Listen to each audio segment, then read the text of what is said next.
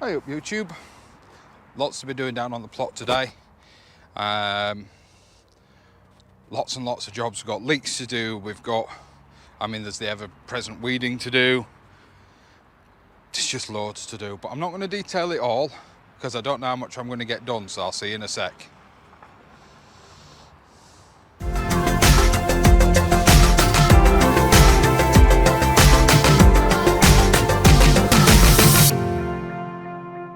So all I've done in the greenhouse, most of my preparations actually outside are done now. I'm actually further ahead than I thought I was. It's just keeping on top of weeding with everything that's gone on these last few weeks is killing me.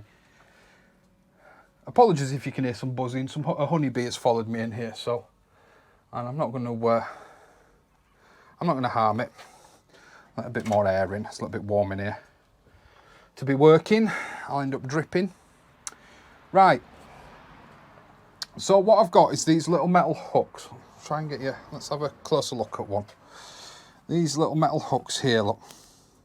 Okay, they're just a single greenhouse bolt and a hook. I'll try and find you a link on Amazon or something like that for these. If I can't, I apologise, but these were in the greenhouse when I inherited it. There are other options, and once again, if I haven't been able to find these, I'll try and put other options in the description below. They will, as I've already said once, be affiliate links, but...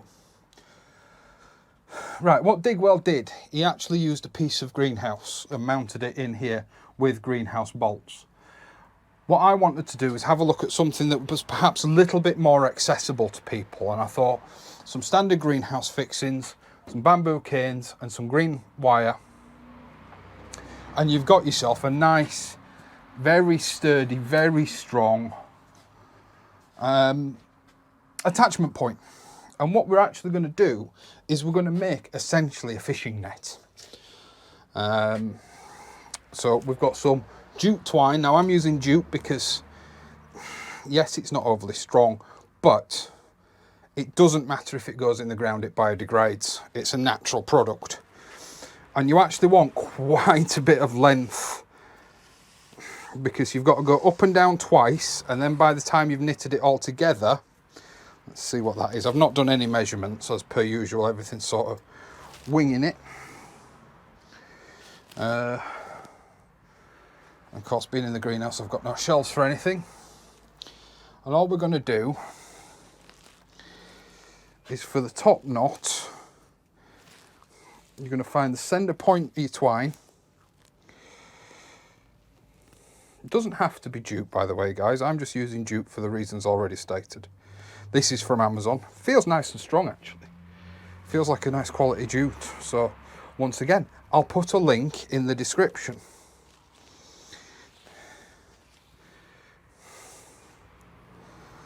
And then I'm just going to go up. No need for any fancy knots at this stage. At the entire thing, there's no need for any fancy knots. And down, and that's it. So I'll get the rest on, and I'll come back to you.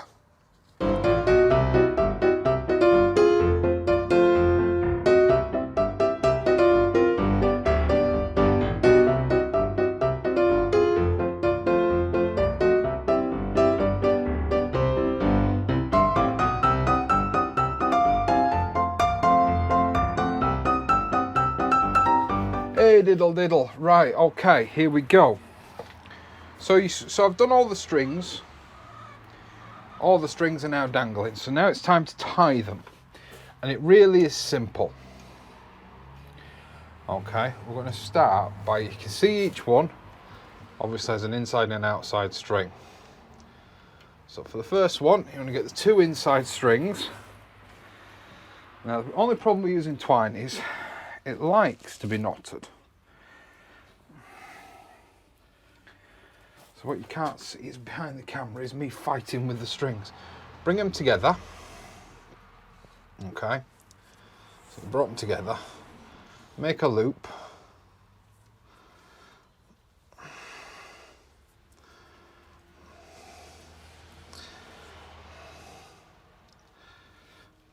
Make a loop. And then bring them through the loop. Okay. And then There you go, there's your first one.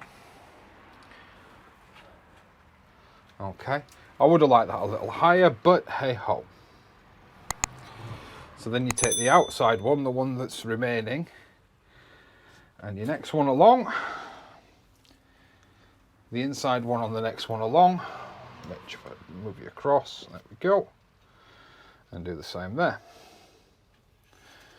Put the two strings together. Once again, there's no real exact science to this. You know, no exact measurements. So that's sort of more the height that I wanted the first knot at. That's why you need all the excess. And then moving down, you want, look at your knot, get your inside one, and your inside one again. Just try and separate these strings.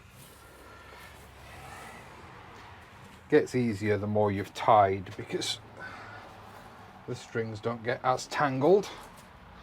You got your two inside ones. Once again, create a loop.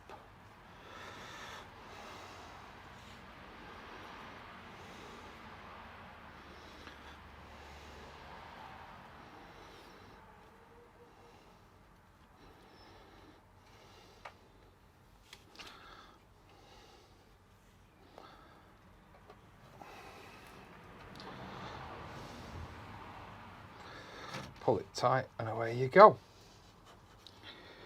And it's that simple. So I'll move the camera back and I'll pop you back on a time lapse and we'll get the rest of this tied up.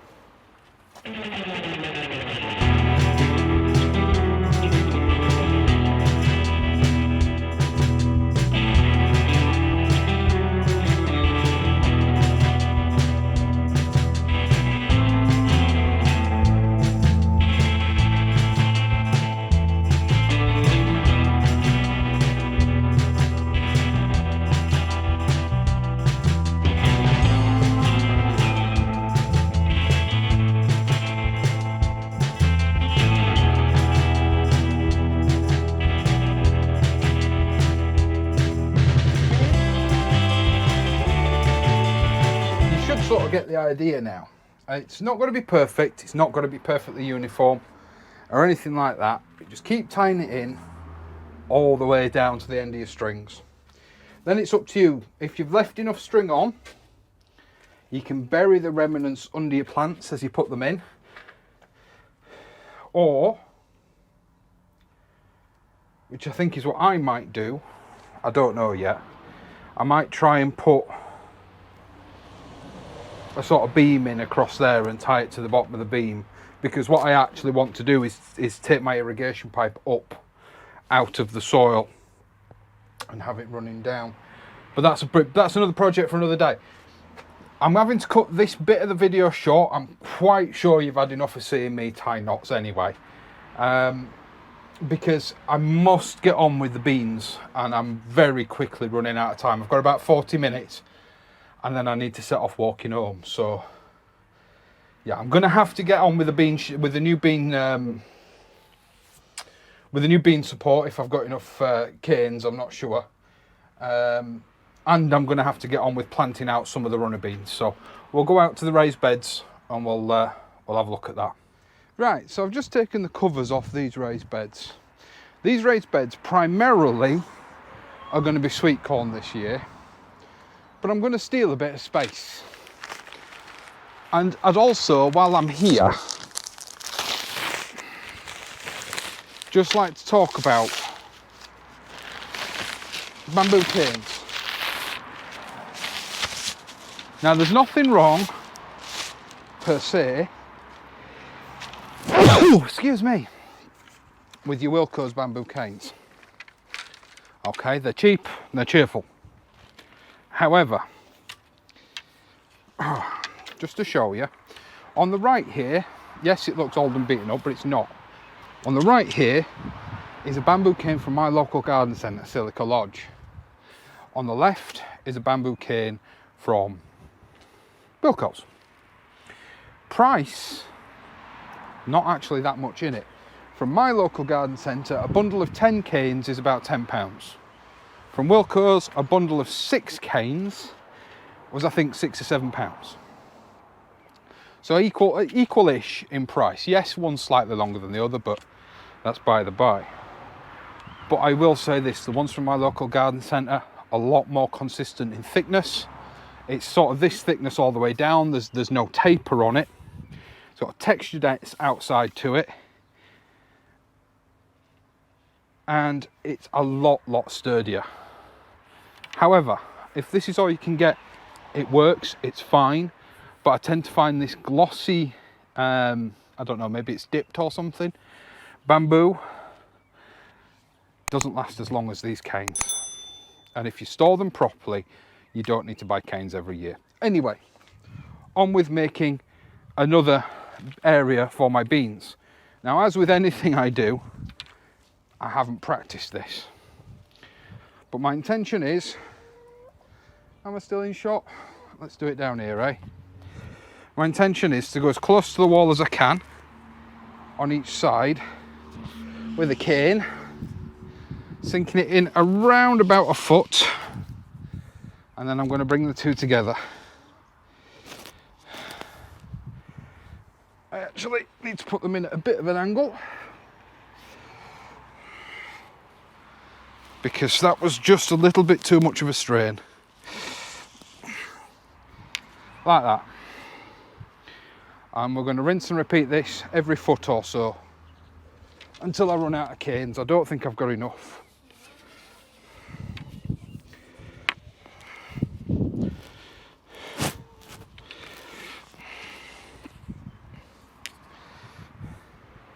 To go all the way down. Come on, out of the way, girls.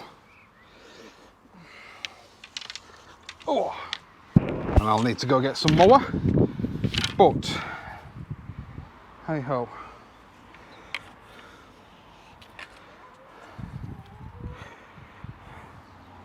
Hopefully they've got some more, because I never understood why they sold out, and when some places like Wilko's and stuff didn't sell out, now I understand why. Let me come round and get those other ones. I have got some other canes that I can use for across the top for the central support, so let's see how far these will take me.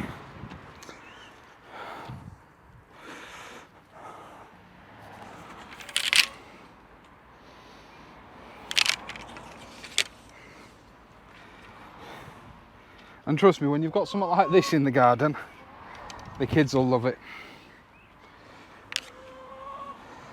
It's a little tunnel, especially once the beans have grown all the way up it.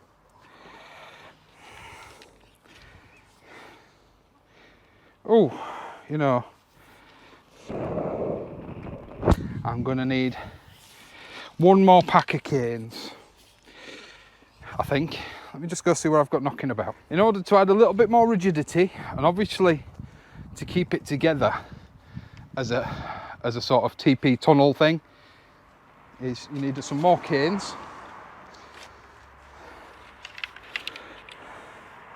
Yeah, we'll keep that spacing as it is.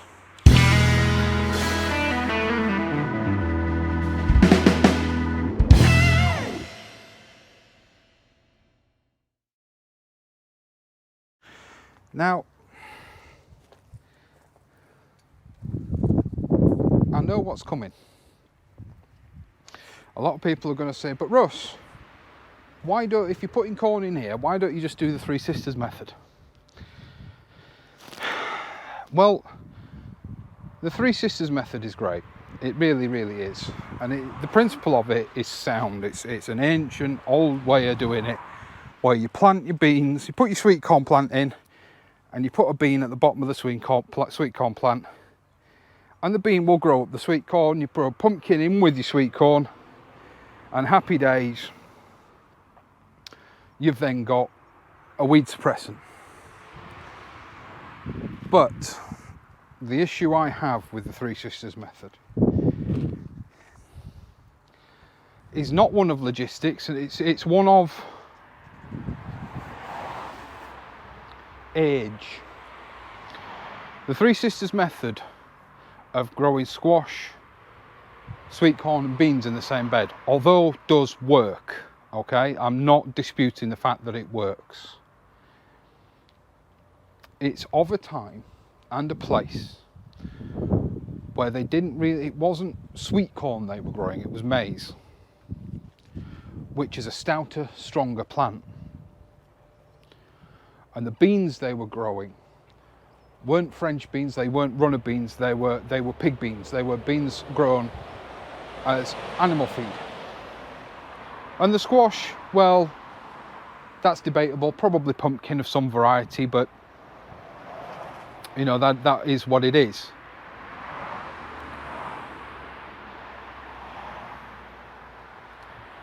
But maize is very different to corn. And the main issue I have with the Three Sisters method in this country is sweet corn obviously is not native, and any hindrance to it can cause a reduction in crop. So why risk it? Use the edge of the bed. You're not going to interfere with the corn so much. I've purposely gone for a larger spacing than I have on the other bean frame. I've purposely gone for a larger spacing for the reason of not to cause 100% shelter. But what it will do is it will offer a little bit of a windbreak, although corn is wind pollinated, so you don't want to remove all the breeze. But it will give you a little bit of a windbreak, and we're not taking up any bed space.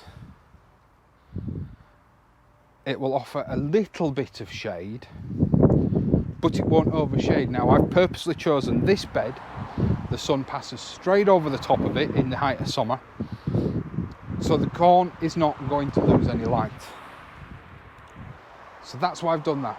Now on to the next bit, which is we're going to plant some beans. Here we go, ladies and gents. Here are the runner beans that you saw me plant in a previous video. I have lost some of them due to the hot, cold, hot, cold, hot, cold. Not a problem. Not overly worried. We'll plant what we've got, and I'll show you what I'm going to do to give me an elongated? That's not the right word. A lengthened harvest. Right, guys, we're going to do this as quick as we can. I'm having camera trouble, and we think we've got a thunderstorm coming.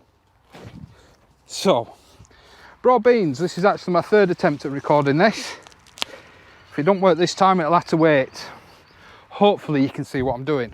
But all I'm doing is digging down a little bit. This saw is actually surprisingly heavy. Digging down a little bit, trying to loosen up the bottom of the soil. Grab another buck of plants. These ones are a bit small, so they were scorched by the sun, but they'll be fine, they'll catch up. Lean it into the cane. All right, as you're planting it, lean it into the cane. Cover it up, okay? And then for a delayed second crop, the opposite side, push in another bean. Simple as that.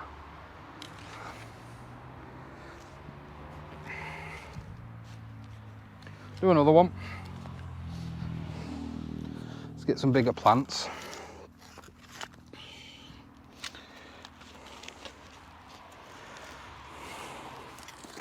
Lean it into the cane. It'll find its way. You don't need to wrap it round really or anything like that. Cover it up. Firm it in just a little bit. Once again, grab another bean, pop it in opposite side to the plant you've just put in, and keep going.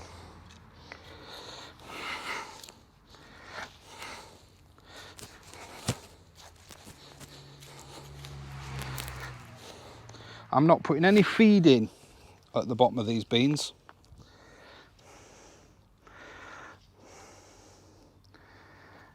Beans are actually one of those crops that actually give back to your soil. They harvest nitrogen from the air and store it in little nodules in the roots. So when it comes time to take your beans out, just cut them off at ground level. That's all you need to do.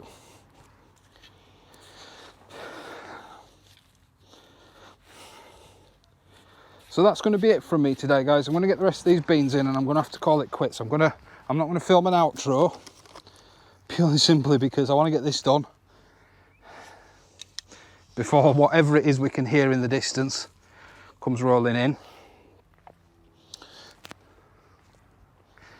Don't forget, if you found the contents or anything in this video helpful in any way, please press that like button. Please subscribe or consider subscribing. It is completely free.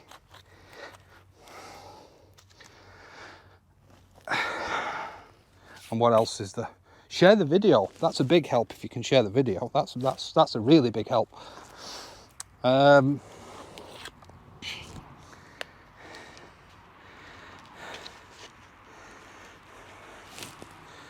yeah, hopefully videos will pick back up in the next week or so, because hopefully I'll get the car back from the garage next week.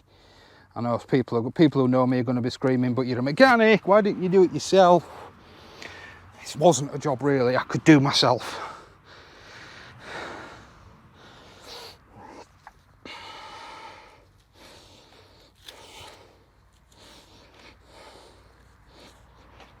So yeah, don't forget, like, share and subscribe. I try and get content out as often as I can. Don't forget, head on over, find that Garantia giveaway video, guys. That'll be getting drawn. That'll be getting drawn on or around the 29th. Not sure if I'll be able to draw it live, but I will record, in the interest of fairness, I will screen record the comic picker. Try and make it as fair as possible.